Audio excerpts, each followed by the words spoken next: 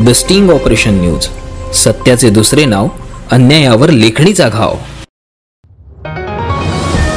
स्थानिक तळेगाव पोलीस क्षेत्रात शेतातील विहिरींमधून मोटारी झटका मशीन आणि केबल्स चोरीला जाण्याच्या घटना घडल्या होत्या। तळेगाव ग्रामीण पोलिसांनी या घटनांना आळा घालण्यासाठी आणि चोरांपर्यंत पोहोचण्यासाठी सज्जता दाखवली आहे आणि एसएचओ किरण आवटे, पोलीस अधीक्षक विशाल आनंद यांच्या आदेशानुसार एक पथक तयार करण्यात आले आहे आणि प्रकरण गांभीर्याने घेत चोरांचा शोध सुरू करण्यात आला आहे। पोलिसांनी त्यांच्या अधीनस्थ कॉन्स्टेबल आणि पथकाला त्याबद्दल गुप्त माहिती मिळवण्याचे निर्देश दिले होते आणि त्या आधारे परिसरातील चोरी झालेल्या विहिरीच्या मोटारी, झटका मशीन, केबल्स आणि इतर शेती साहित्याबाबत माहिती गोळा करण्यात आली, ज्यावरून संशयित राजा उर्फ राजेंद्र भते, वय 26, राहणार आठवडी बाजार, तळेगाव दशासर याला चोरी प्रकरणी ताब्यात घेऊन पीसीआर मध्ये नेण्यात आले आणि चौकशी केली असता त्याने प्रथम या प्रकरणाबद्दल अस्पष्ट उत्तरे दिली। पोलिसांनी अधिक विश्वासात घेऊन त्याची चौकशी केली असता त्याने त्याच्या साथीदारासह परिसरात केलेले सर्व शेती साहित्य चोरल्याची कबुली दिली, ज्यामध्ये त्याने तळेगाव पोलीस स्टेशन परिसरातून हस्तक्षेपाच्या 9 प्रकरणांमध्ये आणि गैरहस्तक्षेपाच्या 9 प्रकरणांमध्ये गुन्ह्यात वापरल्या जाणाऱ्या 16 विहिरीच्या मोटारी,